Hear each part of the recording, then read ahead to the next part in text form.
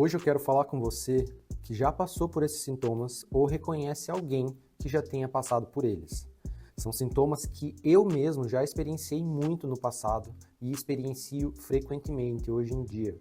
É algo que veio da minha família. Eu estive tendo uma conversa muito séria com a minha mãe, que é psicóloga e que me conhece como ninguém. Assim como conhece o histórico da nossa família e como eles relatam os sentimentos, os sintomas que eles vêm trazendo de geração em geração. Minha mãe vem martelando muito sobre os sintomas de uma coisa chamada distimia. Eu nunca tinha ouvido falar nesse termo, apesar de eu estudar muito os sintomas da depressão e maneiras de lidar com esse transtorno, com essa situação que muita gente se encontra hoje em dia. E é isso que eu quero trazer para você entender, que a distimia é como uma alavanca para a depressão, para ela acontecer na nossa vida sem a gente nem perceber às vezes. A distimia é o início, é o começo de um risco. É como um cão que rosna, mas não morde. A gente pode até se acostumar com o rosnado desse cão, e aí a gente vai ficando mais confortável com ele, até que aí a gente é mordido. Você talvez já esteja familiarizado, já tenha ouvido falar muito nos principais fatores da depressão. Esse transtorno provoca sentimentos na gente de tristeza ou de perda de interesse das atividades que a gente deveria fazer normalmente. E que essas atividades normalmente trariam prazer para a nossa vida, mas que a gente já não passa a ter mais. A gente chega a fazer coisas que a gente sempre gostou e simplesmente se sente morto. Infelizmente, no Brasil, 5,8% da população sofre com depressão. E esse transtorno ele afeta um total de 11 milhões e meio de brasileiros hoje em dia. A Organização Mundial da Saúde diz que o Brasil tem a maior prevalência de depressão na América Latina e com segunda maior prevalência em todas as Américas, ficando atrás só dos Estados Unidos, que tem 5,9% de pessoas depressivas. Não é porque você não tem dinheiro, não tem fama, não é bem-sucedido na carreira que você pode desenvolver a depressão. Essas coisas contribuem, mas são só um fator que empurra você para esse transtorno perigoso. Pessoas muito famosas e com muito dinheiro caíram nessa situação e se sentiram sem escolhas a não ser buscar ajuda, recursos e conhecimento sobre o controle emocional. Você acha que as músicas da Adele tocam tanta gente só por causa da sua voz e do seu talento? A cantora britânica sofre de depressão desde antes do início da sua carreira e já reconhece os padrões emocionais que ela tem. Em alguns períodos específicos do ano, dependendo da região que ela está, suas emoções tendem a sucumbir. E ela já buscou maneiras de batalhar contra isso, indo para ambientes que são favoráveis para o humor dela, para diminuir o seu estresse e as preocupações internas. Não são apenas famosos internacionais que sofrem ou sofreram disso. E o humorista Whindersson Nunes, que dispensa a apresentação, todo mundo conhece esse cara que é divertido, que traz alegria, traz risada para todo mundo, seja fã ou hater. Ele utilizou as redes sociais para compartilhar com seus fãs um desabafo sobre sua saúde mental. No seu perfil do X, o antigo Twitter, o Whindersson diz que enfrenta a depressão há muitos anos. Ele diz que, pela primeira vez, a depressão fez com que eu não me sinta bem com o microfone na mão. Eu aprendi mais uma fragilidade que pode me prejudicar devido à depressão. O cantor Wesley Safadão voltou a fazer seus shows ao redor do país. Porém, em um desabafo feito pelas suas redes sociais, o cantor de 35 anos falou sobre como foi os seus shows em João Pessoa, por exemplo, na Paraíba. Ele expõe que não está recuperado totalmente das suas últimas crises, dizendo: "Eu só publico para vocês quando está tudo bem. Quando tá tudo certo." Na verdade, por trás dessas câmeras e do que a gente filma e publica, existem alguns momentos de baixa, de crises, algumas agonias, mas podem ter certeza que eu venho buscando dar o meu melhor, principalmente quando eu tô em cima do palco. E para você ficar de queixo caído, a atriz e apresentadora comediante Tata Werneck, alguém que traz tanta risada para o público, que não tem vergonha de falar sobre os seus medos, sobre as suas fragilidades. Ela relatou em março do ano passado que está fazendo um tratamento médico para controlar as crises de ansiedade e contou que exercícios físicos, exercícios emocionais têm aliviado seus sintomas e que as crises fazem com que ela se sinta incapaz e debilitada para fazer coisas simples do dia a dia, o que leva ela a ter pensamentos destrutivos e, consequentemente, a depressão. Brilhantes mentes como o pintor Van Gogh e o americano político Abraham Lincoln também sofreram com esse transtorno durante a adolescência e a vida adulta. o nosso querido Jim Carrey, que animou tanta gente nas suas infâncias, trazendo humor no meio do caos, sorriso e gargalhadas.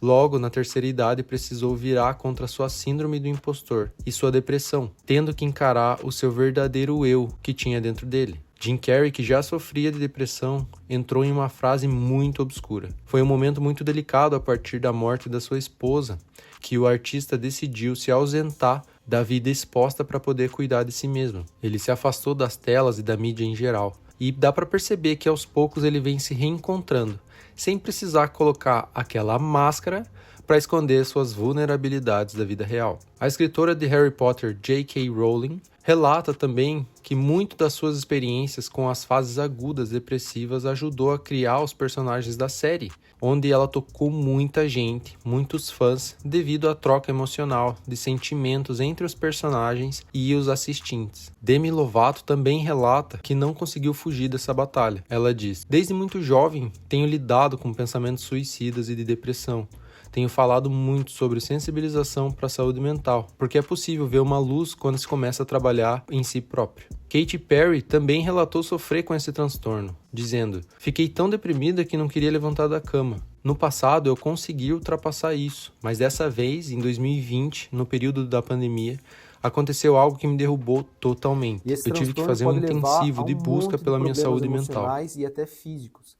Também pode diminuir nossa capacidade para manter atividades normais, dentro de casa, fora de casa, e é importante frisar que a gente se sente incapaz de fazer as coisas que a gente fazia antes. Isso afeta a maneira como a gente se sente, como a gente pensa, como a gente lida com as atividades mais básicas, como dormir, comer, trabalhar. Uma pessoa que tem esses sintomas por pelo menos 2 semanas de uma forma aguda já pode ser diagnosticado com depressão. Existem vários fatores que podem ajudar no surgimento da depressão na vida de uma pessoa. A bioquímica. Diferenças em certas substâncias químicas no cérebro podem contribuir para todos os sintomas. A questão genética. Depressão pode ocorrer em famílias. Por exemplo, se um gêmeo idêntico tem depressão, o outro tem 70% de chance de ter a doença em algum momento da vida. Outro aspecto é a personalidade. Pessoas com baixa autoestima, que são facilmente oprimidas pelo estresse ou que são geralmente pessimistas, parecem ser mais propensas a sofrer com depressão. E também existem os fatores ambientais, a exposição contínua à violência, à negligência, ao abuso, à pobreza. Esses podem tornar algumas pessoas vulneráveis à depressão. Só que hoje o que eu quero trazer é algo que vai para um outro viés. É um caminho antes da depressão, é algo que você precisa ter conhecimento. Pode até parecer um termo técnico da psicologia, mas não é nada que as pessoas não possam ter acesso. É a distimia. Distimia é uma palavra constantemente associada à depressão. É uma condição do humor que se torna crônica e é silenciosa. Os sintomas são mais discretos, mais difíceis de serem identificados, e é aí que mora o perigo. Mas afinal, o que é a distimia? Ela é basicamente entendida pelo mau humor crônico. Ela pode ter uma origem ainda na infância ou na adolescência, e ela pode persistir por longos períodos se ela não for identificada e trabalhada. Isso pode se estender por anos, por décadas, e por isso pessoas distímicas têm dificuldade para notar os sintomas, porque elas acabam pensando: eu sou assim mesmo, ou então eu estou só de mau humor hoje. Os sentimentos podem parecer até um traço de personalidade. Os sintomas podem passar desapercebidos. Isso é muito fácil de acontecer. As pessoas que sofrem com isso, elas não desconfiam que podem estar doentes ou com um início distímico em direção a uma depressão aguda. Muitas vezes essas pessoas são chamadas: ela é aquela pessoa difícil da família, ou é aquela pessoa chata do trabalho que só sabe reclamar e tem mau humor. Embora alguns sintomas não sejam tão intensos quanto o transtorno depressivo agudo, elas ainda assim podem impedir a gente de aproveitar as nossas vidas, de desfrutar das experiências, e acabam vendo tudo de uma cor cinza, sem vida, sem ânimo, sem vontades. As pessoas com distimia normalmente lidam com um complexo de inferioridade, pensando que são menos que as outras, que não têm a mesma capacidade. Essas pessoas sentem que elas são inadequadas, que elas não se encaixam em lugar algum. Elas se sentem incapazes de receber amor das outras pessoas. E é muito triste, eu até me arrepio de falar nisso. Isso é extremamente triste saber que pessoas se sentem assim nesse mundo aí. E o pior, a grande maioria dessas pessoas tem vergonha de dizer para os outros porque elas têm medo de rejeição, de gente tirando sarro, de gente diminuindo elas. Elas não sabem onde buscar ajuda. Mas para identificar uma pessoa com distimia, a gente precisa perceber essas características em alguém pelo menos por 2 anos consecutivos. A gente vê que em 2 anos essa pessoa ela se trata dessa forma, ela está sempre com a energia lá embaixo, sempre com uma postura de quem está com dor interna, de quem não está feliz, não está satisfeito com nada. A depressão aguda, ela é diferente, ela é mais visível, ela é mais fácil de identificar. Ela pode afetar diretamente as atividades funcionais mais básicas, como o nosso sono, a nossa higiene, nossa parte cognitiva, capacidade de pensar ou de sair da cama simplesmente. Pode também criar sintomas psicóticos, paranoias, quando a gente começa a pensar demais, ter pensamentos suicidas. Se esses sintomas perdurarem por mais de 2 semanas, que é a depressão aguda, é necessário urgentemente buscar ajuda profissional, psicológica ou psiquiátrica. Só que a gente precisa ter uma consciência dos sintomas menos perceptíveis que são característicos da distimia. O humor mais alterado, o humor mais crônico, assim. Uma pessoa com uma energia pesada geralmente tem as características da distimia. Eu quero abrir os olhos do máximo de pessoas para que elas entendam o início desse risco, que é a depressão. Quando é em crianças e adolescentes, o humor pode ser irritadiço. Pode ter algumas reações descontroladas deles, em vez de estarem mais tristes, mais deprimidos. Mas com adultos é um pouco diferente. Os sintomas distímicos dos adultos mais comuns são mau humor constante, caracterizado por irritabilidade, desânimo e tristeza, redução ou aumento do apetite, insônia, energia baixa, autoestima baixa, desatenção, dificuldade de tomar decisões, sentimentos de desesperança, pessimismo, crises de choro, desinteresse generalizado pela vida, impaciência, dificuldade para manter contato com as pessoas. E se você reparar, muitos dos sintomas estão ligados à autopercepção. Quando a gente se pega reclamando o tempo todo, soltando palavras negativas para as pessoas, ou dentro do nosso pensamento mesmo, a gente acaba percebendo que as nossas atitudes não estão colaborando muito para amenizar esses sintomas. Inclusive, tem um vídeo meu, aqui mesmo no meu canal, falando sobre o poder invisível que as palavras têm, que fala em detalhes sobre isso aí. Como os sintomas da distimia são mais discretos, as pessoas não têm problemas para realizar atividades diárias, mas elas passam a ter muito menos interesse em fazer elas, ou ter o mesmo cuidado para executar essas tarefas mais simples. Pessoas com distimia levam uma vida funcional, elas conseguem se camuflar de uma maneira mais fácil. Não que elas queiram, mas é porque naturalmente isso acontece. Só que elas têm o proveito das coisas e o prazer muito menor. E é aí que elas perdem o gosto pela vida, aos poucos. Aquela luz que a gente tinha quando crianças, quando era tudo colorido, quando era tudo imaginário, criativo, já não faz mais parte da nossa realidade quando a gente passa a estar num campo distímico. A gente entra num buraco que pode ser difícil de sair, se a gente não tomar consciência do que é necessário fazer para sair dele ou evitar de entrar nele para começo de conversa. Eu ensino através de um curso chamado Restaurando o Equilíbrio Emocional, fatores essenciais para que uma pessoa consiga se sentir completa, motivada, energizada pela sua própria rotina, pelo seu próprio planejamento, que é reto, direito e organizado. Essa pessoa acaba adquirindo com esse processo consciência corporal e emocional, se relacionando melhor com as pessoas, tendo uma relação mais saudável com elas. No final desse vídeo eu vou mostrar mais sobre o que são as 10 aulas que integram esse assunto de uma forma sólida. E afinal, existe tratamento para melhorar o meu humor, para evitar entrar em depressão distímica?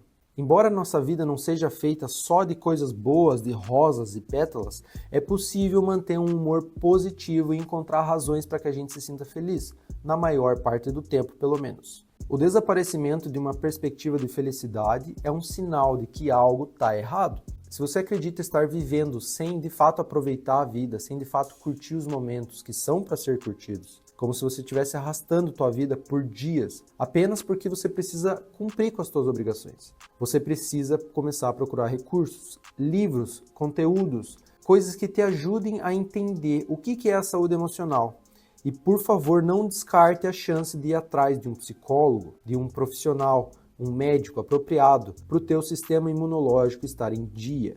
Profissionais da saúde podem iluminar o nosso caminho, para que a gente comece a caminhar numa direção certa, para que a gente comece a enxergar de maneira mais clara e pare de andar em círculos. Não tem vergonha em buscar ajuda. Sabe do que você precisa ter vergonha? De gritar com alguém que não merece escutar o teu grito. De guardar sentimentos mal resolvidos de pessoas que não se importam com você e expressar esses sentimentos em momentos inapropriados. Perder o controle em uma sala cheia de pessoas que estão controladas e com a cabeça no lugar. Ou então viver em conflito o tempo inteiro com pessoas que querem o teu bem. Você devia ter vergonha de decisões mal feitas por causa da falta de clareza cognitiva que você pode ter devido a emoções que te corroem por dentro, que te destroem devagarinho. Como algumas patologias físicas também afetam o humor e deixam uma pessoa sem energia, é ideal também a gente consultar um médico. Por isso que eu falo sobre a nossa parte imunológica. O médico vai poder investigar se está tudo bem com você. Se você pode ter alguma doença física, se você pode ter algum problema hormonal, algum problema nutricional. Mas como conviver com uma pessoa que tem essa condição distímica? Isso pode ser desafiador, eu sei. Por mais que entes queridos, por mais que amigos que estão próximos da gente tentem ajudar a gente, ou a gente tente ajudar uma pessoa distímica, é comum receber uma resposta ríspida, uma resposta grossa, e a gente acaba acreditando que a pessoa é assim mesmo. Mas isso pode ser um erro. A pessoa pode estar gritando por dentro por socorro e a gente não percebe. Tenha paciência. A pessoa distímica pode responder com rispidez, dar patadas, ignorar a gente e ter comportamentos considerados inadequados em situações sociais, por conta do estado do humor depressivo que ela pode estar passando. Então não precisa levar tudo para o lado pessoal. O estado emocional de uma pessoa não precisa mudar quem você quer ser, então não se sinta afetado por isso. Incentive a realização de atividades divertidas, encontre assuntos em comum com aquela pessoa, atividades em comum, coisas que podem ser feitas num coletivo de preferência. Nós, como seres humanos, a gente tem uma necessidade de fazer parte de um grupo. E é natural, é primitivo da nossa natureza. Mesmo assim, essas pessoas usam um termo chamado bateria social, que leva a gente a pensar que a gente não aguenta estar em grupo por muito tempo. E de fato isso acontece, mas isso também pode ser um traço da distimia. E isso leva a gente a outro entendimento, que é ficar atento à vontade de se isolar. Pessoas que estão sofrendo com isso, com frequência elas vão sentir vontade de se isolar, de ficar sozinhas. Momentos sociais que podem ser muito intensos para ela, muitas vezes elas acabam mantendo distância de eventos e interações sociais com os outros. Pergunte para essa pessoa como você pode ajudar ela. Você não precisa ter a resposta dos problemas todos na sua mão para poder dar a essa pessoa. É importante a gente ter esse entendimento, que você pode ser apenas uma companhia que já é de uma grande ajuda. Não precisa ser nada especial, não precisa ter nada especial envolvido no que você pode apresentar. O acolhimento é bom para todos nós. Ele faz a gente se sentir em casa, se sentir num lar, sentir que alguém aceita a gente como a gente é. Então não precisa cair nessa pressão de que você precisa ter respostas para ajudar alguém ou para escutar alguém sobre os problemas deles. E a melhor forma de descobrir como ajudar uma pessoa distímica, depressiva, é perguntando a ela como você pode ajudar ela naquele momento. Às vezes pode ser um abraço, às vezes pode ser buscar uma xícara de café, uma xícara de chá, um copo d'água, ou só escutar e estar presente ali. E um exercício excelente que pode ajudar muito alguém que não encontra direção para a vida e que não tem muita motivação para buscar um norte, aquele destino que ela precisa para ter motivação. Pessoas sem direção acabam não vendo sentido em nada, elas não enxergam metas, não enxergam objetivos, não enxergam sonhos lá na frente. Então o movimento delas acaba não fazendo sentido mesmo. Para ajudar você que sofre disso, ou se você conhece alguém que tenha depressão leve ou aguda, aqui vai um exercício muito bom para sair da estagnação emocional. São 3 perguntas poderosíssimas que foram desenvolvidas por um cara chamado Bill Burnett. E ele tem um livro chamado Designing Your Life. Se sua vida fosse perfeita agora, como ela seria? Se você perdesse tudo o que você tem hoje, o que é que você faria? Se você não ligasse para a opinião das pessoas, o que você desejaria fazer? Quando você responde a primeira pergunta e você consegue imaginar aquilo, quer dizer que a tua vida tem jeito, ela tem uma saída. Quando você responde a segunda pergunta, você passa a perceber que você tem coisas, que tudo que você tem na sua mão é valioso, elas têm o seu valor. E quando você responde a terceira, você percebe que você tem tudo na tua mão. Para tomar decisões e ter um ponto de partida, você tem o suficiente. Vale a pena fazer esse exercício em um ambiente de silêncio, em um momento em que você possa fazer anotações, refletir, meditar sobre o que faz tua mente raciocinar da forma que ela raciocina e o que a tua mente vai trazer. E se você tem curiosidade de saber mais recursos para melhorar o teu controle emocional, trabalhar o controle do estresse, da ansiedade, melhorar a comunicação e a relação com as pessoas que estão à tua volta, ter também mais habilidade de escutar as pessoas com atenção, sem pensar em 1000 coisas ao mesmo tempo. Porque quando a gente faz isso, a gente acaba sendo desrespeitoso. Enquanto uma pessoa está falando com a gente não tem uma escuta ativa. E isso, dentre outros benefícios que o controle emocional traz para a nossa vida. Está disponível hoje mesmo o curso Restaurando o Equilíbrio Emocional. Ele pode ser adaptado à sua rotina e às suas próprias necessidades. Esse curso vai, sem dúvidas, fazer você voltar a olhar para a vida de uma forma melhor, mais saudável, com uma lente muito mais próspera. Você vai parar de se assolar, de se autoflagelar. Você vai começar a se tratar com mais carinho e vai olhar para a sua própria vida e para você mesmo com muito mais cuidado. Nas aulas você encontra materiais de apoio, onde eu explico como usar algumas ferramentas e alguns exercícios para se fortalecer em questões internas, inseguranças, incertezas, coisas que fazem você ter mais dificuldade para encarar os desafios. Cada aula fala de um tópico específico, e esses tópicos são aqueles que eu comentei, que a gente precisa dar a devida atenção. E eles foram selecionados com muito cuidado para cobrir uma coisa chamada hierarquia das necessidades básicas do equilíbrio emocional. E isso foi desenvolvido por Abraham Maslow e que foi adaptado de uma forma mais simples por um cara chamado Phil Stutz, para que você veja de uma forma simples e direta, sem complicações e teorias demais. Esses tópicos cruciais não podem ser ignorados se você quiser buscar um equilíbrio maior. E o melhor, adquirindo esse curso hoje, você ganha um bônus, entrando automaticamente na lista de espera para receber os meus 2 livros de forma gratuita, traduzidos em português. Esses livros já estão à venda nas lojas da Amazon, na versão em inglês. Já estamos trabalhando na tradução deles e você vai ter o privilégio de ser um dos primeiros a receber ele em português. E não esquece de seguir a página aqui para ficar ligado nos assuntos que vão te ajudar sem sombra de dúvidas. Compartilhe esse vídeo com aquela pessoa que precisa entender esses conceitos da distimia e esse início da depressão. Esses sintomas são importantes. Obrigado pela companhia e até o próximo vídeo. Um forte abraço e um beijo no coração. Tchau, tchau.